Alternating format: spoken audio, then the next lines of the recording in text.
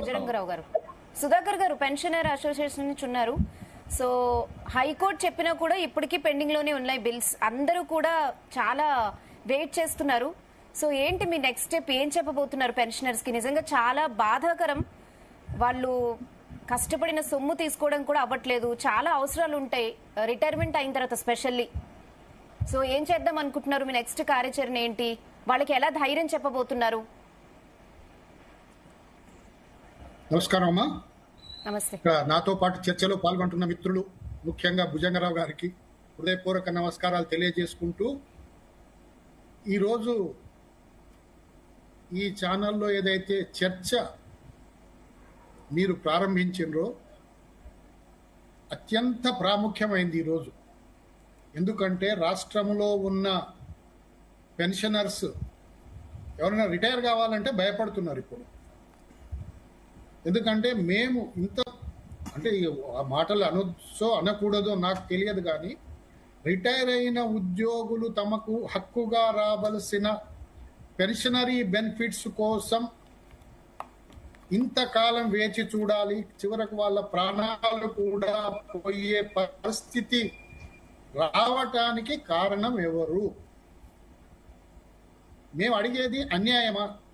మేము ఏ కోరిక అడిగినా పెన్షనర్స్ కానీ, ఉద్యోగులు కానీ, ఉపాధ్యాయులు కానీ, మేము అడిగేవన్నీ కూడా మీరు ఎలక్షన్ మేనిఫెస్టోలో ఏవైతే అంశాలను మేము చేస్తాము అని చెప్పారో వాటినే అడుగుతున్నాం. డిఏ ఇవ్వమంటున్నాం. భారతదేశంలో ఏ రాష్ట్రంలో లేని పరిస్థితి 5 డిఏలు మన రాష్ట్రంలో ఉన్నవి. పిఆర్సి కావాలంటున్నాం.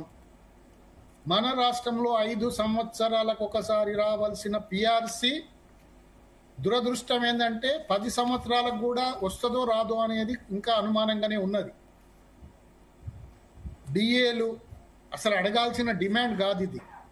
నా అనుభవంలో మిత్రులు భుజంగరావు గారు చెప్పారు, ఒక ముఖ్యమంత్రి గారు ఉన్నారు, వారి దగ్గరికి ఒక్క డిఏనే 6 నెలలు లేట్ అయింది.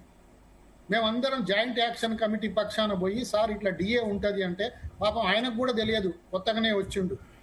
ఈ డిఏ అంటే ఏమిటి అని అడిగిండు. అంటే మేము ఈ నిత్యావసర వస్తువుల ధరలు ప్రైస్ ఇండెక్స్ను బట్టి భారత ప్రభుత్వము సంవత్సరానికి 2 సార్లు డిఏ ఇస్తుంది, 1 జనవరికి 1 జూలైకి. అది మన రాష్ట్రంలో మొన్న జూలైకి భారత ప్రభుత్వం ఇచ్చింది, మన రాష్ట్రంలో ఇవ్వలేదు సార్ అని చెప్పినాం. ఆయన పక్కకున్న తన సెక్రటరీని చూసి అడిగిండి, ఇది నిజమేనా అని. అంటే ఆయన నిజమే సార్, మనం కూడా ఇవ్వాలి డిఏలు, కేంద్ర ప్రభుత్వం ఇచ్చిన వెంటనే మనం కూడా ఇవ్వాలి అన్నాడు. అంటే మరి మనం ఎందుకు ఇవ్వలేదు అంటే, ఆ సెక్రటరీ గారు ఏమన్నారంటే, సార్ జనరల్ గా రాష్ట్రం ప్రభుత్వము ఒక 5-6 నెలలు వెయిట్ చేసి ఇస్తుంది అంటే, మీరు నమ్మండి నమ్మకపోండి, ముఖ్యమంత్రి గారు ఒకే మాట అన్నారు, 6 నెలలు ఆగితే ఇంకెవరైనా ఇస్తారా ఈ డిఏను? మన ప్రభుత్వం ఇవ్వాలా ఇంకెవరైనా ఇస్తారా అంటే, పాపం ఆయన సెక్రటరీ గారు కొంచెం హర్ట్ అయ్యి, లేదు సార్ మన ప్రభుత్వమే ఇవ్వాలి, మనమే ఇవ్వాలి అన్నప్పుడు దీన్ని ఆపటం ఎందుకు, వాళ్ళకి ఏరియర్స్ ఇవ్వటం ఎందుకు, ఇవన్నీ ఎందుకు? ఇప్పటి నుంచి డిఏ కేంద్రం అనౌన్స్ చేసిన 1 నెల రోజుల లోపల మన రాష్ట్ర ఎంప్లాయీస్ కు, పెన్షనర్స్ కు నా ఫైల్ నా దగ్గరికి రావాలి అని అన్నాడండి. ఇది వాస్తవం. ఇది నేను ఒక ఉద్యోగ సంఘ నాయకునిగా మా పీరియడ్లో జరిగిన విషయం.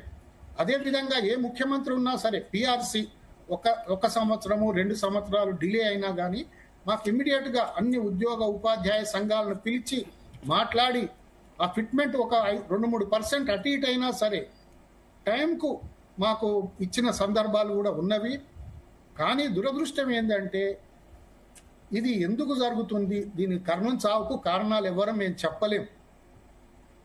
మన వాళ్ళ మిత్రులు చాలా మంది చెప్పిండ్రు, ఫ్రీ బీస్ అన్నారు. దాంట్లో మా మిత్రులు భుజంగరావు గారు ఒక మంచి చక్కటి మాట చెప్పిండ్రు, మీరు ఫ్రీ బీసే ఇచ్చుకోండి, మీ ఎమ్మెల్యేల జీతాలు పెంచుకోండి, మాకు సంబంధం లేదు, కానీ మా పెన్షనర్స్కు రావాల్సిన బెనిఫిట్స్ను మాకు టైంకి ఇచ్చేసేయండి. మాకు రావాల్సినవి ఏవి కూడా మా ఫ్రీ బీస్ కాదు. ఇది భారతదేశంలోని అత్యున్నత న్యాయస్థానమే ఈ మాట అన్నది. ఒక ఉద్యోగి రిటైర్డ్ అయితే అతనికి ఇచ్చే పెన్షన్ కానీ, పెన్షనరీ బెనిఫిట్స్ కానీ ప్రభుత్వ దయాదాక్షిణ్యాల మీద కావు. ఇవి వారి హక్కు అని చెప్పింది. అటువంటి హక్కును మా నుంచి దూరం చేయటము, 2 సంవత్సరాలు 3 సంవత్సరాలైనా పెన్షనరీ బెనిఫిట్స్ రాకపోవటము నిజమే. ప్రభుత్వాలు మారుతున్నప్పుడు కొంత జరుగుతున్నది. వారి మీద వీరి మీద వారు ఏదో అనుకుంటున్నారు. అది రాజకీయ పరంగా వారు మాట్లాడుకోవచ్చు. కానీ మధ్యలో మమ్మల్ని ఎందుకు అన్యాయం చేస్తున్నారు, మాకు రావలసిన హక్కులను ఎందుకు దూరం చేస్తున్నారు, ఈ విషయాలు ప్రభుత్వం ఆలోచించాలి.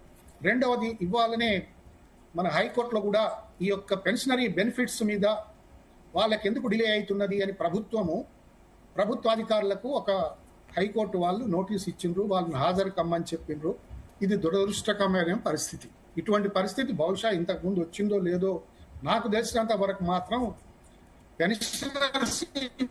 పెన్షనర్ బెనిఫిట్స్ కానీ ఉద్యోగులకు రావాల్సిన విషయాలలో ప్రభుత్వాధికారులను ఉన్నతాధికారులను హైకోర్టుకు హాజరు కావాలని చెప్పిన సందర్భాలు చాలా తక్కువ, రాలేదు.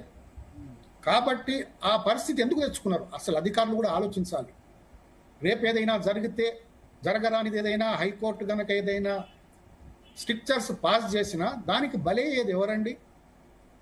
సంబంధిత అధికారులే కదా. మరి మీరు ఆలోచించాలి, ప్రభుత్వానికి సలహాలు ఇవ్వాలి. ప్రభుత్వం ఎక్కడ ఏం చేస్తున్నది? మీరు 700 కోట్లు ఇస్తున్నారన్నారు. 700 కోట్లు ఎవరికి ఇస్తున్నారు, ఏ బిల్స్ పాస్ అవుతున్నది, ఒక వైట్ పేపర్ రిలీజ్ చేయండి. ప్రతి నెల ఆ నెల కాగానే మీరు ఇంత అమౌంట్ మేము ఈ మద్దు కింద ఇచ్చినాము, వీరికి ఇచ్చినాము, ఆ వైట్ పేపర్ రిలీజ్ చేయండి. దానివల్ల కొంత ఉపశమనం ఉంటే ఫలానా వాళ్ళకు వచ్చింది. అదే విధంగా దేవిదాస్ గారు